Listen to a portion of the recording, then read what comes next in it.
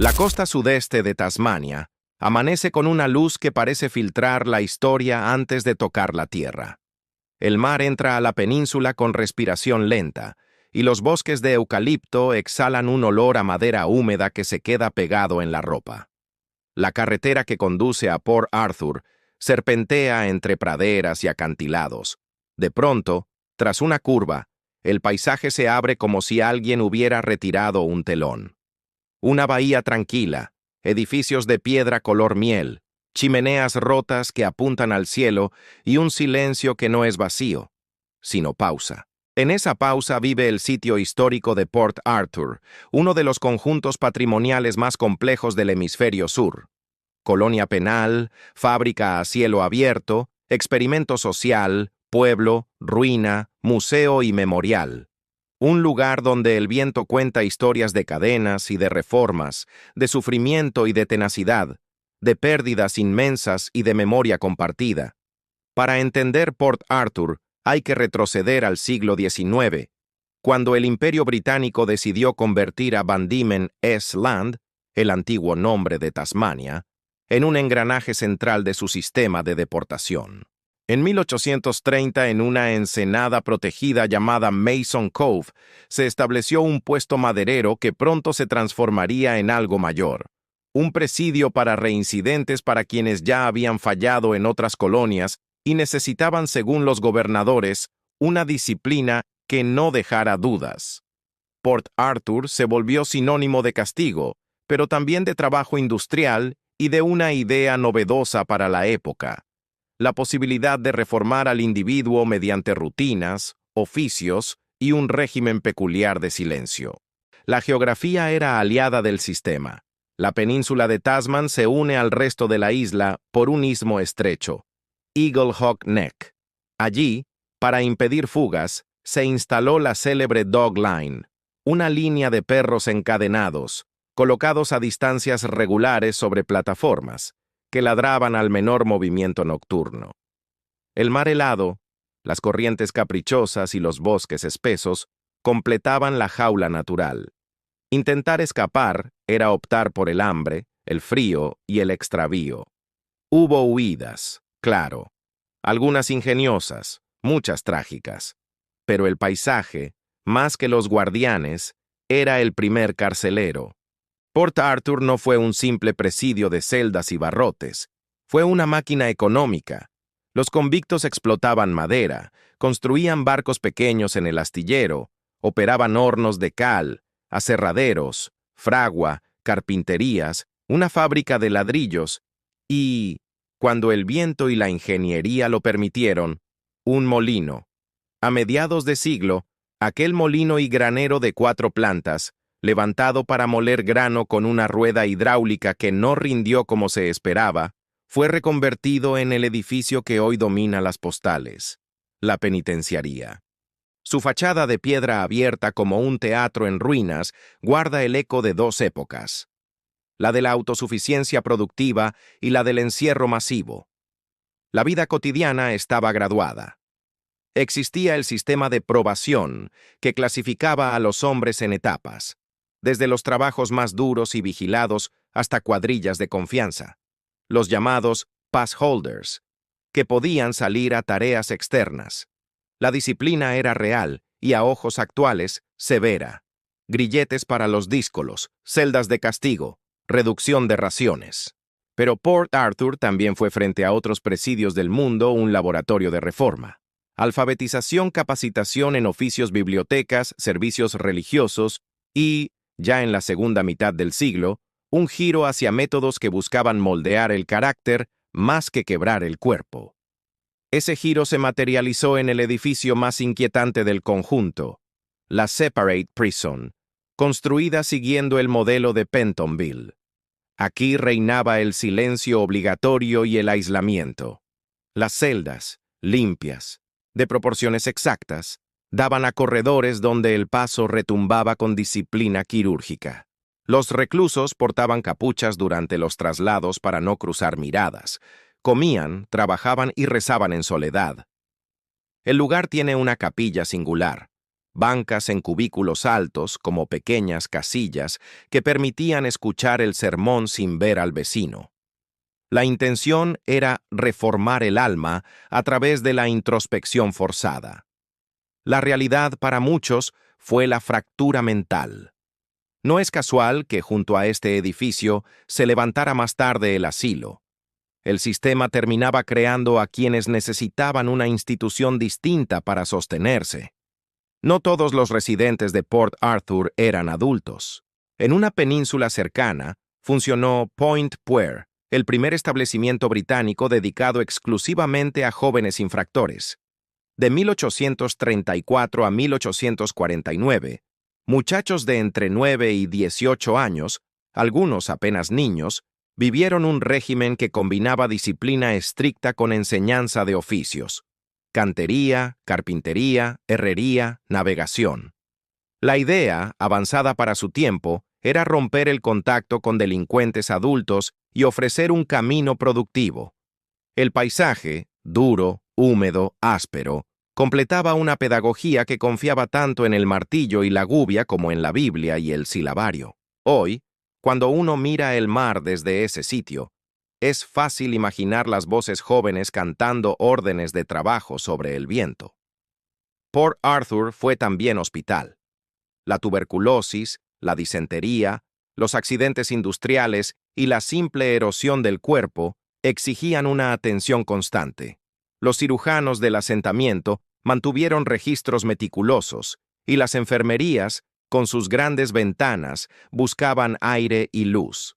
Cerca, el cementerio de la Isla de los Muertos guardó durante décadas a quienes no regresaron: soldados, funcionarios, mujeres y niños libres y condenados.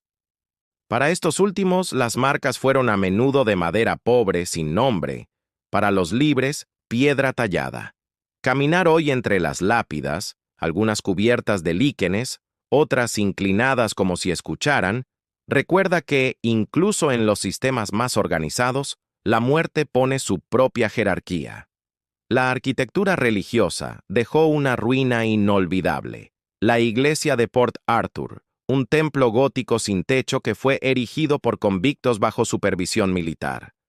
Nunca llegó a consagrarse formalmente, pero durante años fue centro de reuniones y ceremonias.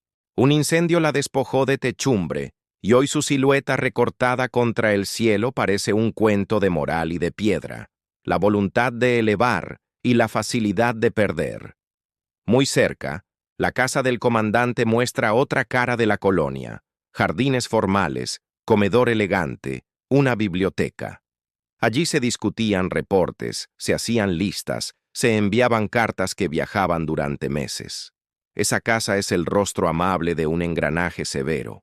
El dockyard, pequeño astillero protegido por la bahía, fue orgullo del asentamiento. Con madera local se construyeron y repararon botes y goletas que abastecían la colonia y patrullaban la costa. Para los hombres que trabajaban allí, el olor a brea, sal y serrín era el perfume de un oficio que, a diferencia de otros, dejaba ver la belleza en su resultado: un casco que tocaba el agua y se alejaba con solvencia. Cada salida recordaba que la isla, más que prisión o destino, era mar. Hacia 1877, el sistema de deportación a Tasmania fue abolido. Port Arthur cerró su ciclo penal. Lo que quedó fue un pueblo cuyo nombre cambió a Carnarvon, un intento de pasar la página. Algunas edificaciones se vendieron o se convirtieron en casas. Otras cayeron en desuso. Hubo incendios que convirtieron techos en aire y paredes en líneas. Pero la historia, testaruda, no se deja cubrir con pintura. A finales del 19 y durante el 20, el lugar comenzó a recibir visitantes. Llegaban en busca de curiosidad, de ruinas pintorescas, de relatos de escapes y naufragios. Con el tiempo, la administración pública y la comunidad entendieron que Port Arthur requería algo más que miradas: conservación, investigación y respeto. El sitio es hoy parte del conjunto Australian Convict Sites, reconocido por UNESCO como Patrimonio Mundial por la forma en que documenta el sistema de transporte y castigo británico en el siglo XIX. Port Arthur encarna una pregunta que va más allá de Australia. ¿Cómo concilian las sociedades la seguridad, la justicia y la rehabilitación? En sus edificios uno puede leer las respuestas que dio su tiempo, del trabajo forzado al silencio disciplinario, de la educación básica a la atención de la salud mental, de la segregación juvenil a la formación en oficios. No fueron respuestas perfectas, fueron históricas, y el patrimonio sirve para eso, no para imitar, sino para aprender. Hablar de Port Arthur exige también un acto de delicadeza respecto de un dolor reciente.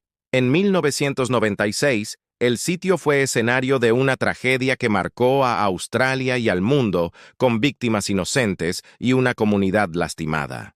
De aquella pérdida nació un jardín memorial de agua y piedra, un espacio para el recogimiento. Mencionarlo sin morbo es parte de la verdad de este lugar. Aquí, en distintos siglos, la violencia tomó formas diversas. La respuesta del sitio y del país fue la memoria y un compromiso renovado con la vida. Quien visita Port Arthur hoy encuentra guías entrenados para sostener esa conversación con respeto. Las noches en Port Arthur tienen una textura particular. El agua de la bahía refleja luces mínimas. Los eucaliptos quietos parecen columnas. Las ruinas respiran con un sonido que no viene de motores, sino de pájaros tardíos. No extraña que hayan surgido relatos de apariciones. Una figura que atraviesa la galería de la penitenciaría, voces en el asilo, un guardia que dobla una esquina y se disuelve en sombra. Risas caminando por la casa del capellán. Los ghost tours del sitio no venden sustos fáciles. Proponen escuchar, caminar lento, esperar. En la Parsonage, por ejemplo, se habla de golpes imprevistos, de puertas que saben cerrarse solas. En la Separate Prison, el silencio pesa como una manta. No hace falta fantasma para sentir el escalofrío de una filosofía carcelaria hecha pared. Más allá del misterio, la rutina de la colonia es quizá lo más impresionante. Imaginemos un día cualquiera hacia 1855. Amanece con neblina, suena la campana, hombres con chaquetas ásperas se desplazan a cuadrillas. En la forja, el hierro al rojo vivo marca el ritmo. En el taller de carpintería, la viruta cae como lluvia rubia. En el astillero, un contramaestre pasa lista con voz salada. En la escuela, un maestro señala con vara el mapa de la isla y pronuncia nombres de ríos que los chicos solo conocen por historias. En la capilla, el capellán lee con cadencia inglesa. En el hospital, un cirujano inclina la cabeza sobre un vendaje. Cuando cae la tarde, el olor a sopa y pan llena los edificios de servicio. En una casita, un funcionario anota en un cuaderno cifras que hoy no importan, pero que entonces eran el esqueleto del sistema. Todo ese mundo, en miniatura, estaba sostenido por manos y por una idea, que el trabajo podía ser castigo y redención a la vez. Las escapatorias alimentaron la leyenda. Hubo quien se lanzó al monte y se perdió por días hasta entregarse. Hubo quien robó una barca y el mar se la devolvió como un padre severo. Se cuenta que algunos se disfrazaron, otros sobornaron. Muy pocos lograron desaparecer. El istmo de Eagle Hawk Neck era un embudo con perros, trampas y ojos. Aún así, los relatos de fuga forman parte del tejido moral. Recuerdan que el deseo de libertad puede ser más fuerte que la estadística. Si miramos Port Arthur como ciudadanía del siglo XXI, el mensaje no es una fábula sobre el bien y el mal, sino una conversación sobre sistemas. ¿Qué hace un Estado con quienes infringen la ley? ¿Cómo evita que la pena se convierta en puro daño? ¿Cuándo la disciplina se transforma en crueldad? ¿Qué responsabilidades asume con la salud mental, con los jóvenes, con los que pueden aprender un oficio? Port Arthur no responde por nosotros, nos muestra respuestas de su época y nos pone un espejo. Es incómodo, y por eso es valioso. Hoy quien recorre el sitio encuentra paneles, arqueología en marcha, reconstrucciones parciales y ruinas que se han dejado hablar por sí mismas.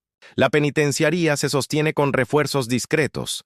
El interior del asilo muestra salas amplias donde la luz entra como si aún repartiera calma. La casa del comandante invita a imaginar cenas formales, conversaciones sobre presupuesto, discusiones sobre castigos. La iglesia recorta el cielo con dignidad herida.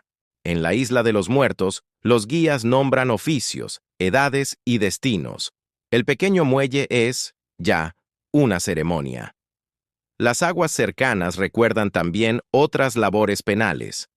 En la península funcionaron minas de carbón donde el trabajo subterráneo multiplicaba el riesgo y la oscuridad. Me detengo un momento en Point Puer, el establecimiento juvenil. Cuesta pensar en niños golpeados por la intemperie tasmaniana, aprendiendo a cortar piedra o a planear una unión de madera en frío. Pero así fue. Los registros hablan de progreso para algunos, aprendizajes reales, conductas reformadas, y de recaídas para otros. En todas partes donde hubo reforma hubo también desigualdad de resultados. Lo que conmueve de Point Puer no es solo su audacia histórica, sino la honestidad con que hoy se cuenta, no como cuento edificante, sino como experiencia con luces y sombras. Y vuelvo a la tragedia de 1996 para subrayar lo que suele olvidarse en los relatos turísticos. Los lugares no son museos herméticos, son escenarios vivos, atravesados por el tiempo. La comunidad de Port Arthur transformó el dolor en memorial y en conversaciones difíciles sobre violencia y cuidado. Caminar hasta el jardín con espejo de agua y flores, leer los nombres sin prisa, mirar la superficie que casi no se mueve, es parte de visitar el sitio. El respeto por ese espacio es también respeto por todo el conjunto. Ningún fantasma literario compite con la memoria de vidas reales. Cuando el día termina, Port Arthur parece suspenderse. La marea sube o baja.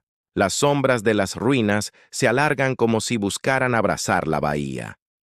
Pienso en los convictos que tras años recibieron el Ticket of Leave, ese documento que abría una puerta, en los libres que eligieron quedarse en Tasmania, en los hijos que aprendieron oficios en tierras que antes fueron castigo, en los visitantes que cada año llegan con una mezcla de curiosidad y recogimiento. Lo extraordinario de Port Arthur no es que convoque miedo, sino que convoca atención. Aquí miramos mejor, escuchamos mejor, hablamos mejor sobre lo que hacemos los humanos cuando organizamos sociedades. Quien quiera venir, que venga con modales. No se trata de susurrar por superstición, sino por educación. No de buscar portazos para el video, sino historias para el corazón. Port Arthur enseña sin gritar. Enseña que la justicia puede degenerar si no mira a la persona, que la reforma sin afecto es arquitectura sin habitantes, que la memoria es una herramienta de salud pública, que el patrimonio se cuida con presupuestos sí, pero también con pasos lentos y preguntas honestas.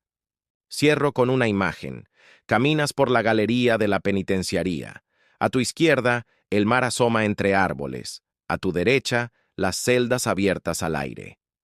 Un cuervo se posa en un dintel y deja escapar un sonido que no es graznido ni canto. Es un golpe ronco que parece medir el espacio. Por un segundo, el edificio te devuelve el eco y sientes una presión leve en el pecho, la misma que provoca la historia cuando la miras de frente. No es miedo, es conciencia. Entiendes que este lugar, con su belleza severa y su dolor, existe para que nos hagamos cargo de lo que fuimos capaces de construir, para bien y para mal, y de lo que aún podemos mejorar. Port Arthur no pide disculpas, pide atención. Dársela es una forma de justicia para los que pasaron por aquí y una promesa para los que vendrán. Y cuando te alejas por la carretera y el mar queda atrás, el eucalipto vuelve a imponerse con su olor limpio. El paisaje se cierra como un libro leído con cuidado. Llévate eso, no un susto, sino una pregunta. ¿Qué haríamos hoy en nuestro mundo con un Port Arthur? Si la respuesta es más humana y más justa que la de ayer, habrá valido la visita y este relato. Si no, que el viento de Tasmania nos lo recuerde hasta que aprendamos.